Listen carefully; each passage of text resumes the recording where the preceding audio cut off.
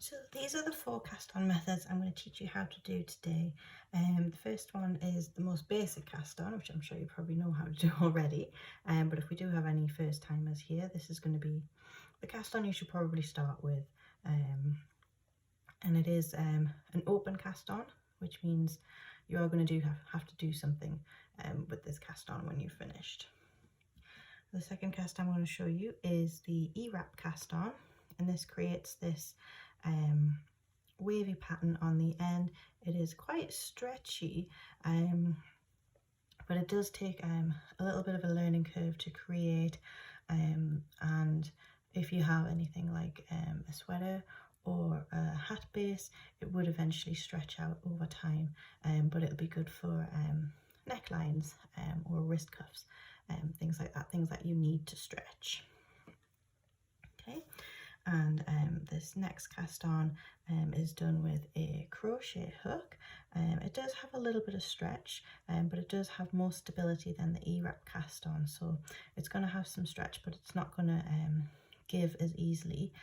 So this could be good for the bottom of sweaters and scarves. This looks really nice on the end of a scarf. And then the final cast on I'm going to show you does have a few steps, but it is a bit more of a professional finish.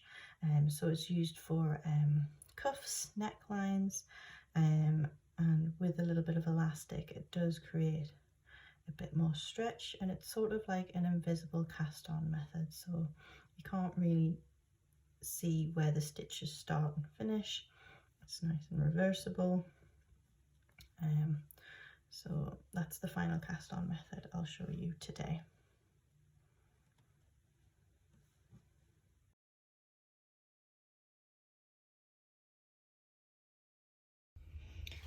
Okay, so the first method I'm going to show you is by far the easiest way to cast on the machine, and I would say probably the most popular. Most people tend to cast on this way. So this is using waste yarn, so I've just got some DK here. It's about the width around the machine. And the way you start is you just get the first needle, so this is needle number 1 for me, and you just wrap your yarn around, and you want to make sure that it's going underneath the hook there, and then you're just going to go in front and behind. So you want to leave a bit of a tail. We're just going to drop that down the middle, and then we're going to go in front and behind. So in front of this hook, behind this one, then as you crank the machine, brings the needle up, and you just go in front and behind.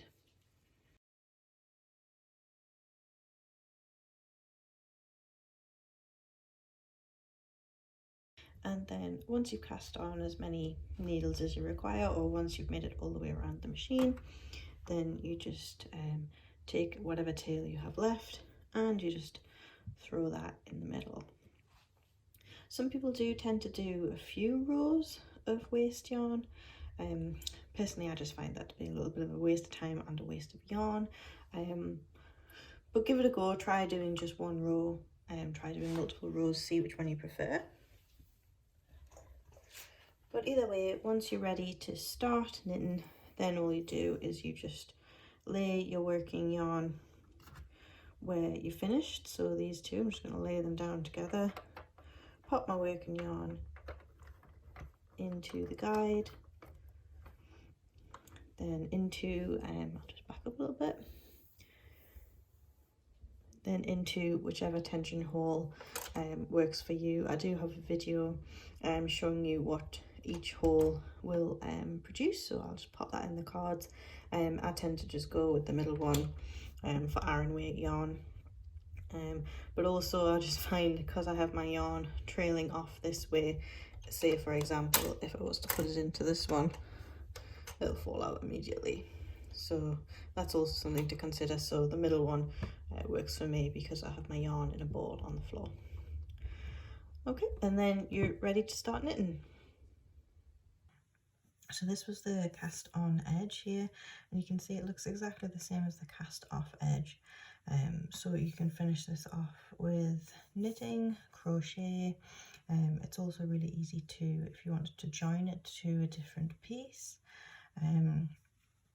you couldn't leave this unfinished. So this is what we call an open cast on. You have to do something else with this. But it is the easiest cast on to do, and it is quite good for hats. So you could leave it undone if you did have a hat, because you can just pull either side and you can squash up the stitches there. So that's the only sort of way you would leave that undone. Otherwise it just looks a little bit messy, but if you are going to squash all the stitches together, that looks good.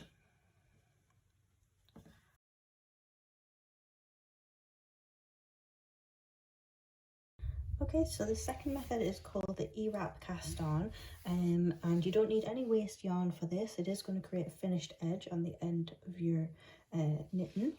So you just start with your working yarn, and what we're going to do is we're just going to wrap it around each needle. So I'm actually good. So this is needle number 1, and I'm actually going to start on the left side of the needle and wrap around. So then I've got the needle coming. The yarn is wrapped around the needle and it's coming around the back there. And I'm just going to move around to needle number 2, and we're going to start going again around the left hand side of the needle all the way around in a circle. Okay, and you want to keep this quite loose because we are wrapping around the thinnest part of the needle, but we do need it to actually have enough space to come up and over the top on the next round. So again, next needle, we're going around the back of the needle, across the left hand side, and then round in a circle.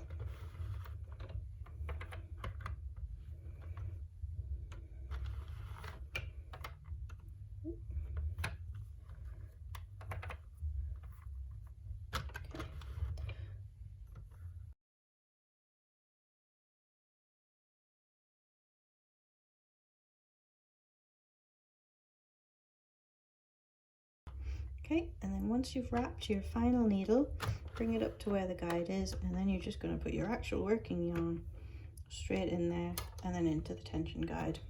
But then you're going to keep going. Obviously if you're doing this in the round, just go around until you get at the start, but as if you're working on a flat panel, you still need to sink that needle. Okay, again, make sure pops underneath there, just as if you were working a normal flat panel. And the thing with the E-wrap is, because it's so tight, you are going to have to push each stitch down when you make your way back or on the second way around. So again, just make sure to pop each stitch down as you go. And if you're finding this too difficult, that means you've done it too tightly. This is probably one of my least favorite cast-ons because it's got such a high learning curve. Each yarn has a different stretch, so it's hard to get it right, but it does produce a nice edge, and you don't have to worry about casting off, and you don't have to worry about doing any finishing stitches afterwards. So just slowly make your way back, pulling each stitch down, and you can do it with your fingers as I'm doing it, or you can do it with a loom pick as well if you need the assistance.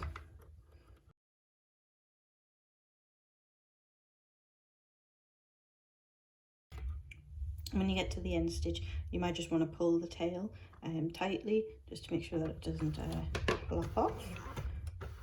And again, pull it tightly again on the way back.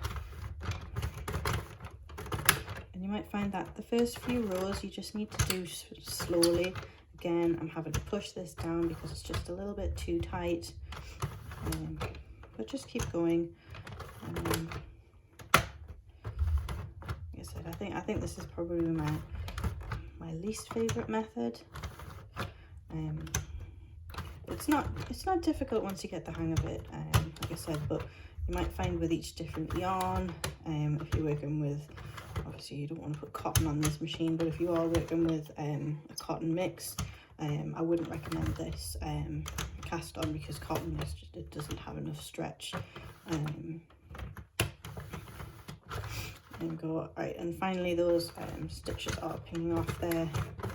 So after I've done two 2 rows, I'm starting to get proper stitches now, and this is when I can start to speed up.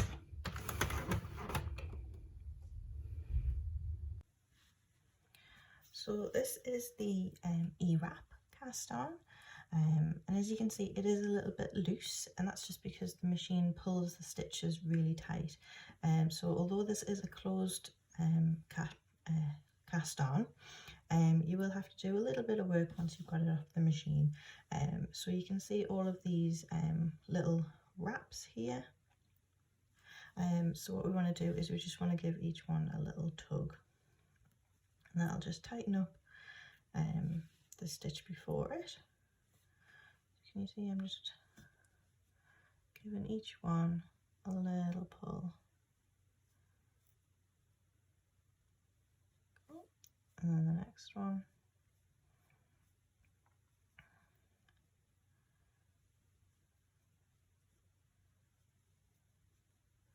And just keep going all the way down.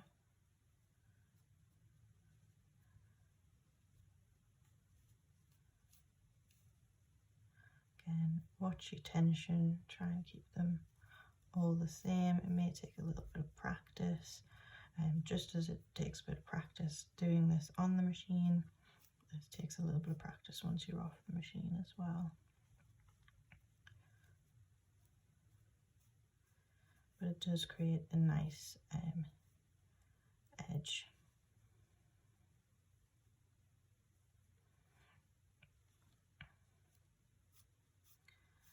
And even though this does take a little bit of time, it is quicker than, say, having to do the previous cast on method and then having to finish off with a crochet hook or a knit needle. So this is a little bit quicker, and you can just sit in front of the telly or listen to an audiobook or something while you do this.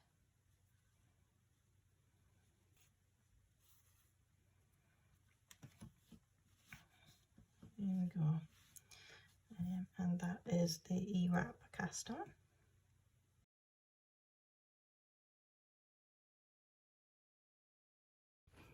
Okay, this third method is for all my crocheters out there, so it's very similar to the E-wrap method. You want to start with your working yarn. We don't need any waste yarn for this. You are going to need a crochet hook. The size of your crochet hook doesn't really matter, so just pick your favorite. Mine I'm using is a 5mm, but I have used a 6 and 8 to do this, so it really doesn't matter on the size. Just pick your favorite. And what we're going to do is very similar to crochet. We're going to start with a slip knot. So I'm going to assume everyone knows how to do a slip knot. If not, there is tutorials online. And then we're just going to pop that on our hook like so. And then what we're actually going to do is we're actually just going to chain around and attach the yarn to the machine. So let me just change angles so you can see what I'm doing.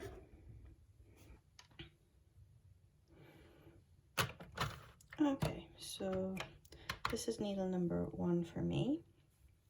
And what I'm going to do is I have my crochet hook here, and we're just going to wrap the yarn around the needle, pick it up with the crochet hook, and then come through the slip knot like so. Then we're going to put the yarn again through the second needle, pick it up and through like so. Then I like to do 2 needles at a time, so I'm just going to crank the machine. Sorry, the tripod is in the way. So I'm just going to do 1 needle at a time because the tripod's in the way. Again, round the needle and pull through.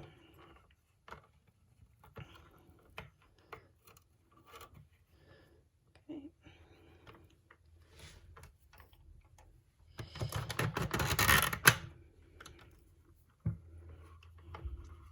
This is going to be really loose, and we are going to have to do some work afterwards. But it does create quite a nice finish. So again, round the needle, pull through, round the needle, pull through,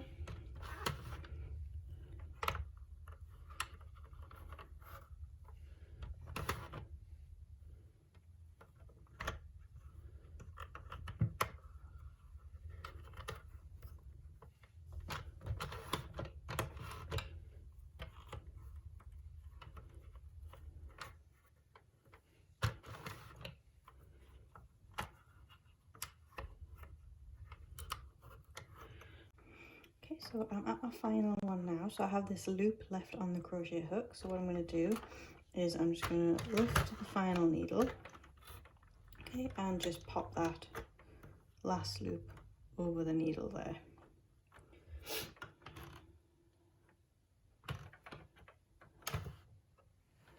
And just make sure everything's down.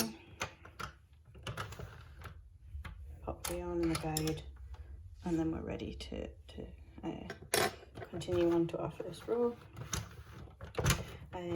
This might be a little snug, but it's not as bad as the E-wrap should. As you can see, they're all just falling down there.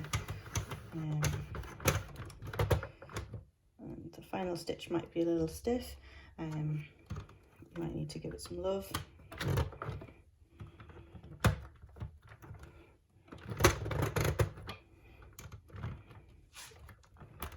Oh, I think I made that a bit too tight.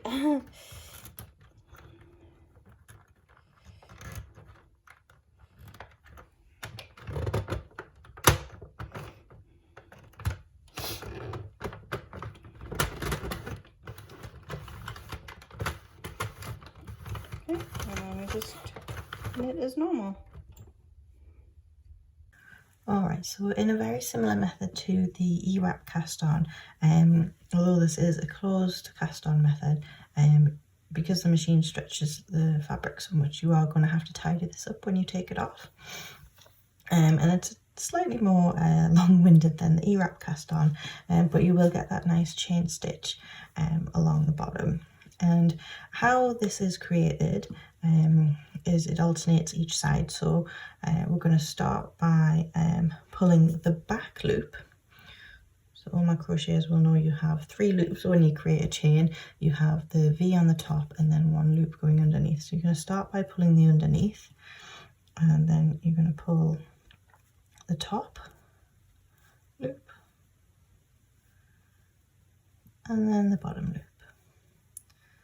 And that's the first one done, and then we go on to the next chain. So we can see here I've got the chains along here, and then underneath this is where I have the loops. So we did top and then bottom, so now I'm going to do the back loop. You can see that finishes off that first chain. Because we did top and bottom on that one, the next one's going to be bottom and then top. And this one's top and still.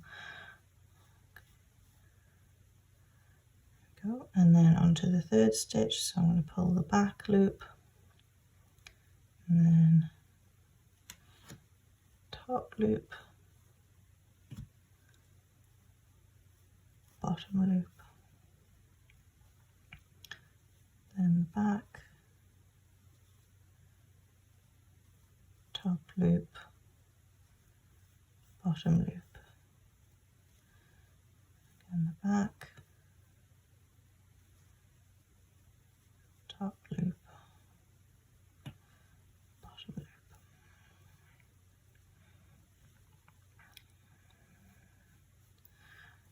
Okay, and I'm just going to do that all the way along, pulling on the back loop, then the top loop, then the bottom loop.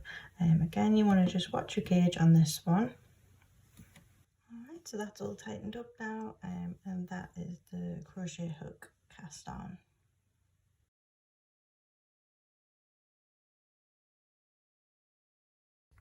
Okay, so there's a few steps to this one, but bear with me because I think it's like magic, literally. And so we're going to start with an E-wrap on every other needle. So going around number 1, and then around number 3, 5, 7, number 9, and so on.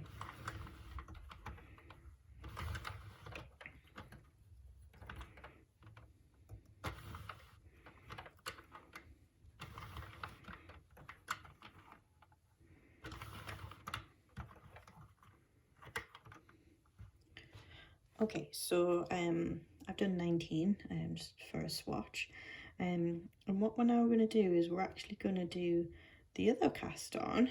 So let me just pop this needle down, and then I'm going to wrap around this nubbin, come back up, make sure that goes down, but then I'm going to go forward and behind each needle, making sure that I'm going in front of the odd needles.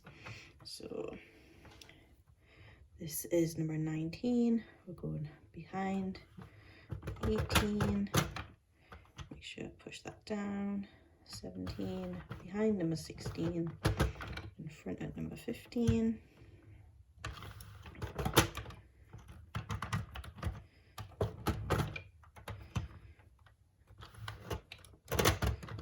13,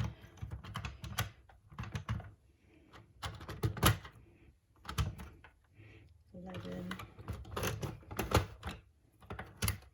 that's number 9,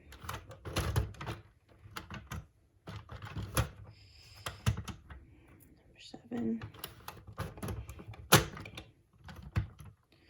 number 5,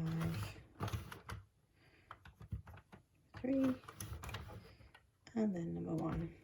Okay, we're going to pull that tight, and again down below, back up, and then again we're going to do the same thing, in front behind, again taking the odd needles, go around the tripod. So we've got number 1, 3, 5, 7, 9, 11, and so on.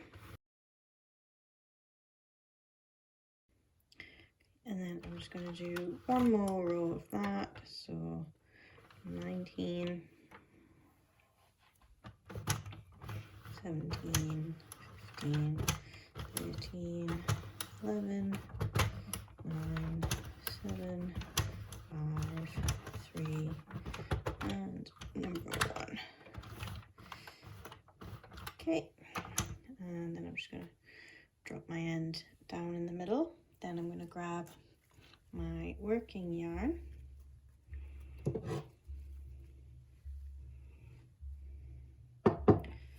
so I've got my working yarn here,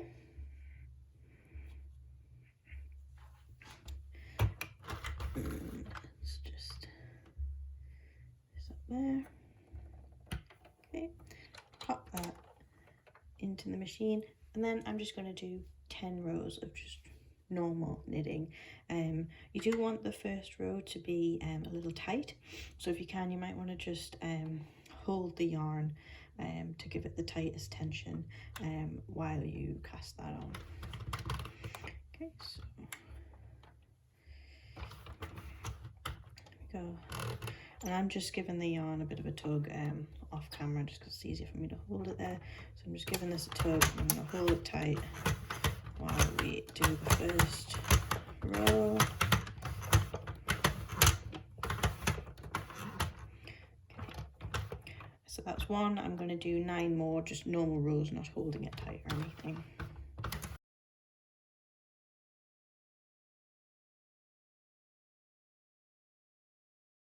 Okay, so I've just finished my 10th row, so I've got 10 rows on here, and now what we're going to do is we're going to just drop the even rows, so rows 2, 4, 6, etc.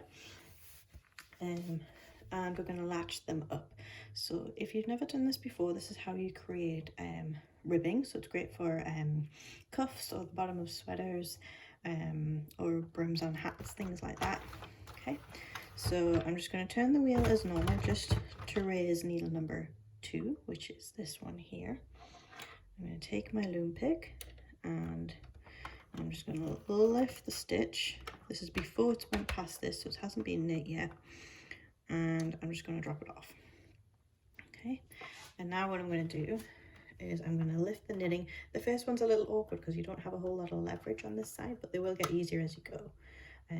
So what you just need to do is just give that a yank, and then you're going to get all of these ladders. Okay, the last ones might be a little dodgy. There you go. And we've got this nice sturdy line holding all of these stitches, so they're not going to fall. Okay, but we can, because we've done a few rows of that, we can easily see which is the first one, because you could try this just forwards and backwards, but sometimes it gets a bit dodgy trying to see which is actually the first one. So now you're going to grab your crochet hook. You can do this with a latch tool, but I find the crochet hook is easier to use. So with the crochet hook, we're then going to go under 2, so these are the bottom 2, you see, and I'm going to take this, the second one, and I'm going to pull it over the top of the first one. Then I'm going to go under the next one, and that's going to be pulled through, under the next one, pull through. You want to make sure you do these in order. So what this is doing is this is creating purl stitches rather than knit stitches. So just work your way all the way up to the top.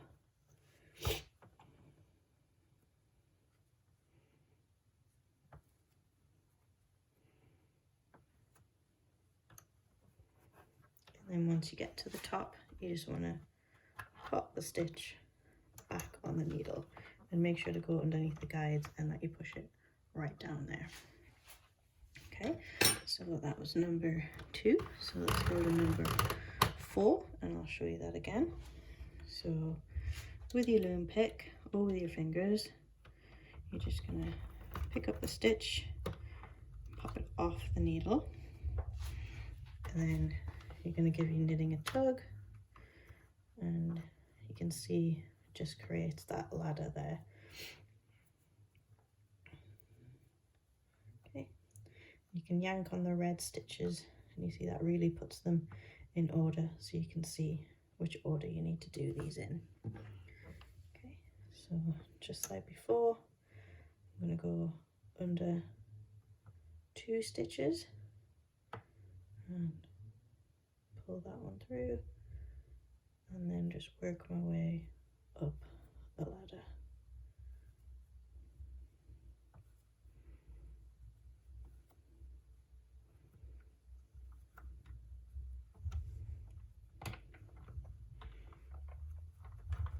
And pop the stitch back on the needle, push everything down into place. There you go. And then carry on. I'll swap the camera around so you can watch that from a different angle.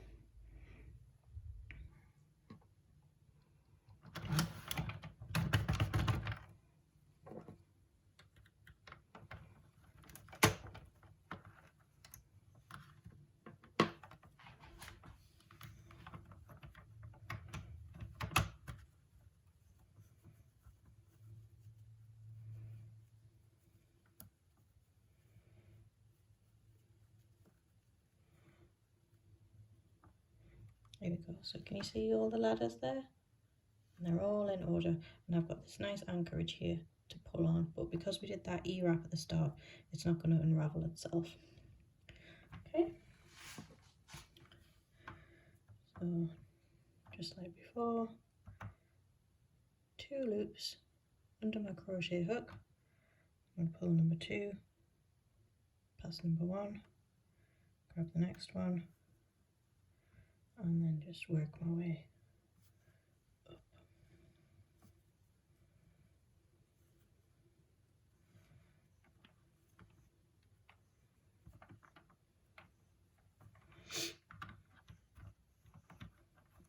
And then once I've got them all, then I'm just going to pop this over the hook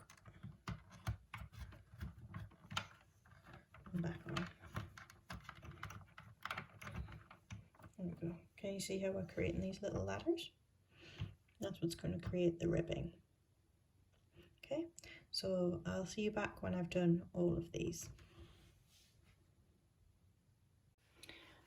Okay, so I've finished all of the ribbing, as you can see. So now we can actually just remove this red yarn. The easiest way I find to do it is to just give this a yank. Get that all nice and tight. And then actually just give it a chop.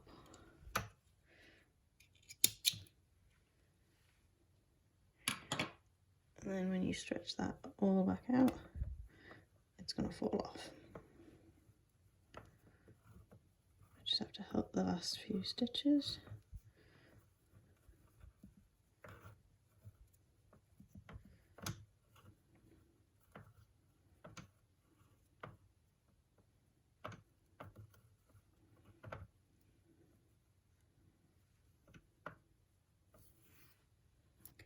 And there we go. That's all cast off now, and that's not going to unravel at all. So it looks a bit awkward when it's still on the machine. So I'll do a few more stitches and then we'll take a look at the finished product. Okay, so this is what it looks like once you take it off the machine, and it looks a little bit wavy down the bottom here. So what you can do is you can just tug on this side and tighten this up. So this is a really good cast on edge if you wanted it for the bottom of a sweater, so you can straighten this out to the width that you need the sweater to be. So you just give it a little tug and then you move your stitches along however you need them to be. Can be a little fiddly sometimes, or you can also pull from the other side if you did have it all in a circle. But then what you can also do, which is my favorite method for if you have a cuff on a sweater or on a wrist warmer or something like that, is you can get some elastic thread. So you can get it in different colors, but the way we're going to put it in, it's going to be quite invisible. So you just want to get a needle,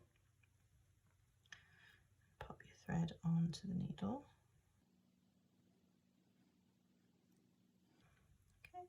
And then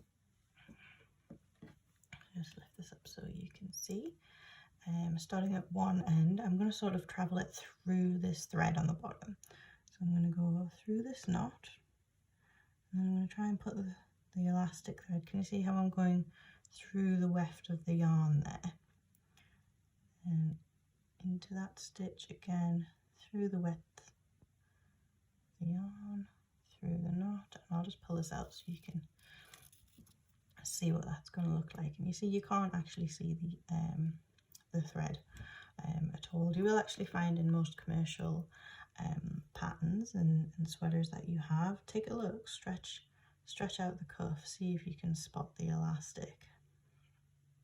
So this is quite a common method to do this. I haven't actually been brave enough to try putting the elastic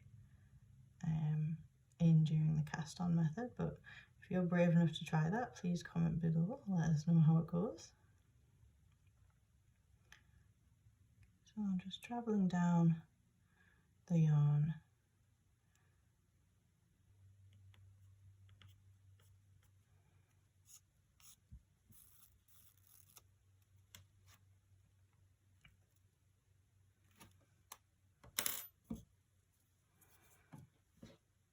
Okay, so there we go. We can see that it's been all pulled through, and you can pull this as tight as you need your wrist cuff to be, but it's completely stretchy, so you can get it on, but then it's going to snap back to that nice shape there. Okay, so that's all the cast on methods that I'm going to show you today. Which one's your favorite? Let me know in the comments. Was there any of these that you haven't seen before? Do you cast on in a different way? I'm in no way an expert here, so if anybody has any wisdom on how to make any of these cast ons better, please share your tips with us below. These are the 4 that I've used on projects. I would have to say these 2 are probably the ones that I use most. I'll use this one, to be honest, on most projects, and then I'll just finish off on the couch. And this one I will use for cuffs and when I can't be bothered to do any ribbing myself by hand. I don't tend to use these 2 that much. I don't know why, to be honest. Since filming this video, maybe I will start using them a bit more.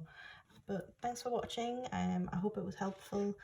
Please like the video if you found it helpful, and pop a comment down below because that really helps out my channel. Thank you very much.